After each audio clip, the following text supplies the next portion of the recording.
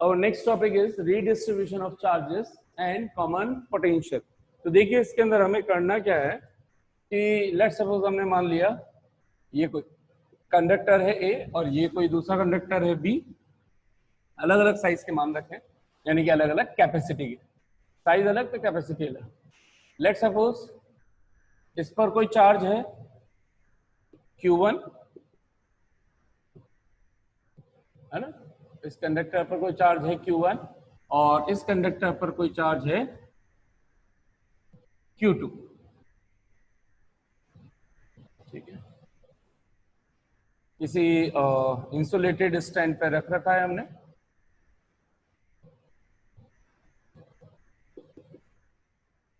Insulated stand, बस आपको ध्यान रहे, बाकी कोई ऐसा इसका कोई ज्यादा खास रोल है नहीं।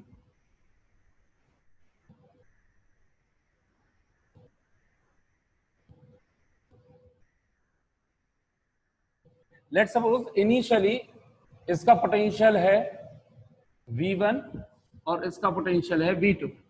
हमने क्या किया, किसी टाइम पर इसको कनेक्ट कर दिया किसी कंडक्टिंग वायर से, बहुत थिन कंडक्टिंग वायर इस तरह का हमने एज्यूम किया है कि जिसकी खुद की कैपेसिटी नेग्लिजिबल है, ऑलमोस्ट इनके कंपैरिजन में उसको क्या ले सकते हैं, नेग्लेक्ट रख सकते हैं इनके कंपैरिजन में। तो इसकी कैपेसिटी मान लेते हैं, ए की कैपेसिटी मान लेते हैं हम, इसकी कैपेसिटी है C1 और इसकी कैपेसिटी है, अंदर ऐसा लगेगा दूसरा स्फीयर है, इसकी कैपेसिटी है C1 और इसकी कैपेसिटी है C2।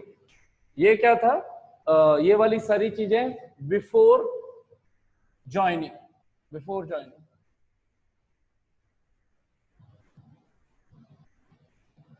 बिफोर जॉइनिंग, है ना, before joining the A and B, A और बी को ज्वाइन करने से पहले ये सिचुएशन है Q1, V1, C1। तो जैसे ही हमने इनको ज्वाइन किया, क्या होगा कि हमें कॉन्सेप्ट पता है कि हमेशा दोनों का पोटेंशियल में डिफरेंस है, और ये मैंने एज्यूम कर रखा है कि भाई इधर का पोटेंशियल ज्यादा है और इधर का पोटेंशियल कम है, या आप किसी का भी मान लो, डजंट मैटर एट ऑल, है ना। ये अब हमें बाद में बताना है कि किसका ज्यादा है किसका नहीं है, चीज उसी तरीके से चलेगी, लेकिन इजी वे के लिए मैंने बोल दिया कि भाई जो इधर बड़ा वाला है चार्ज उस पर ज्यादा है, चार्ज उस पर ज्यादा है, तो फिक्स कैपेसिटी के लिए वोल्टेज उस पर ज्यादा रहा होगा, ये ऐसा कुछ मैंने एज्यूम कर लिया शुरू में। तो let V1 is greater than to V2, ये हमने एज्यूम कर लिया। लेट पोटेंशियल इज इनिशियली, तो अगर पोटेंशियल में डिफरेंस है और जैसे ही इनको एक कंडक्टिंग मीडियम से कनेक्ट कर दिया जाए तो चार्ज को फ्लो होने के लिए एक पाथ मिल गया, और वो फ्लो इस वजह से होंगे क्योंकि इनके पोटेंशियल्स में, इनके प्रेशर में डिफरेंस है। इनको एज्यूम करो कि दो वाटर टैंक है और दोनों का शेप, मतलब शेप भले ही सेम हो, साइज डिफरेंट है, ताकि आपके माइंड में ये कंफ्यूजन ना हो कि दोनों में चार्ज इक्वल है। तो ये देखो, एक में मैंने इतना वाटर फिल कर दिया, वाटर का मतलब चार्ज, और एक में इतना वाटर फिल कर दिया, तो इसका मतलब अभी इसके और इसके प्रेशर में डिफरेंस है। और आपको इतना तो पता होता ही है कि जैसे ही मैं इन दोनों को कनेक्ट कर दूं, water will start to flow from higher potential to lower potential, और तब तक फ्लो होता रहेगा जब तक कि दोनों का पोटेंशियल सेम ना हो जाए, दोनों का प्रेशर सेम ना हो जाए। अच्छा, ये कहानी इसके लिए भी वैलिड होती, ये कहानी इसके लिए भी वैलिड होती। अगर ये इसमें ऊपर से ज्यादा होता तो फ्लो इधर से होता, दोनों का लेवल जब तक बराबर नहीं हो जाएगा, है ना। ये इसको लगता ऐसा है, इसको क्या बोलते हैं, वो इल्यूजन। ये आपने 11th में पढ़ा होगा ना, 11th ग्रेड के अंदर पढ़ा होगा कि अलग अलग शेप के अंदर अलग अलग लेवल पे फिल कर दिया जाए, मतलब अलग सेम लेवल पे फिल कर दिया जाए तो किसके अंदर प्रेशर ज्यादा होगा, ऐसा कुछ आपने पढ़ा होगा, प्रॉपर्टीज ऑफ फ्लो। सर आपने पढ़ाया था। हाँ, सेम रहता है, प्रेशर सेम रहता है, सो वही है कि सेम लेवल पर सेम प्रेशर रहता है। अच्छा, याद आ गया तुम्हें वो दिन, बहुत बढ़िया, वेरी गुड, तुम थे वहां पे, अच्छी बात।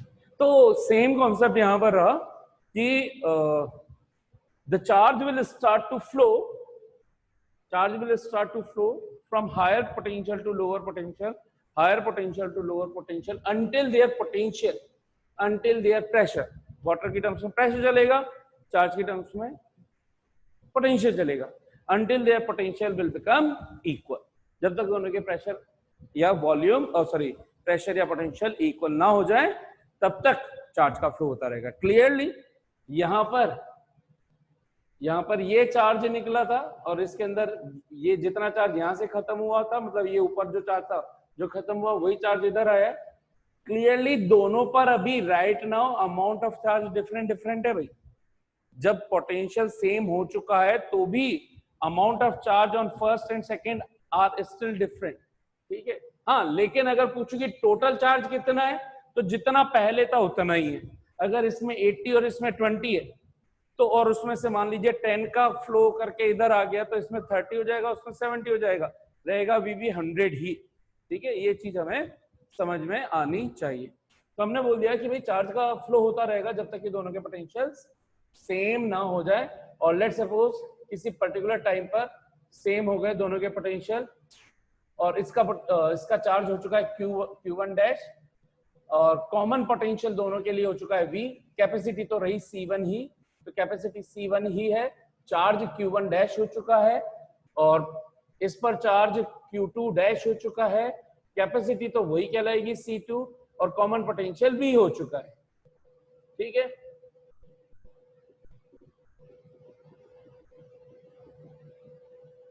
भाई ये प्लस प्लस ही है ना, भावनाओं को समझ जाना कहीं पे अगर नहीं भी नजर आ रहा हो तो ये कंडक्टिंग वायर हमने कर दी। अब भले आपने कनेक्ट कर रखा है, डजंट मैटर, मैं नीचे के स्टैंड ही बना रहा हूँ, ठीक है। भले आपने कनेक्ट कर रखा है, अभी से कुछ नहीं होगा, भले कितनी देर तक कनेक्ट करके रखो, अगर इन दोनों का पोटेंशियल V है और V है तो अब कोई चार्ज फ्लो नहीं होगा, जितना होना था हो चुका। अगर मैं पूछूं आपसे कि बिफोर ज्वाइनिंग टोटल चार्ज ये कितना था? Q1 प्लस Q2 और आफ्टर ज्वाइनिंग टोटल चार्ज कितना हो गया? Q1 dash plus Q2 dash. लेकिन क्या ये दोनों इक्वल होने चाहिए कि नहीं होने चाहिए? ये 100 था, ये 20 था, 100 में से कुछ कम हुआ तो जितना कम हुआ इस पे आ गया, या ये 80 था, ये 20 था, टोटल 100 था, 80 में से 10 कम हुए तो 10 इसमें तो आए वो। तो इसका मतलब, या फिर आप ये भी बोल सकते हैं according to conservation of charge before and after, क्योंकि अगर हम इसको आइसोलेटेड सिस्टम कंसीडर कर ले तो, but since according to charge conservation charge before is equal to charge after, short में लिख रहा हूं भाई, है ना। Charge before joining is equal to charge after joining. ये कितना हो जाएगा?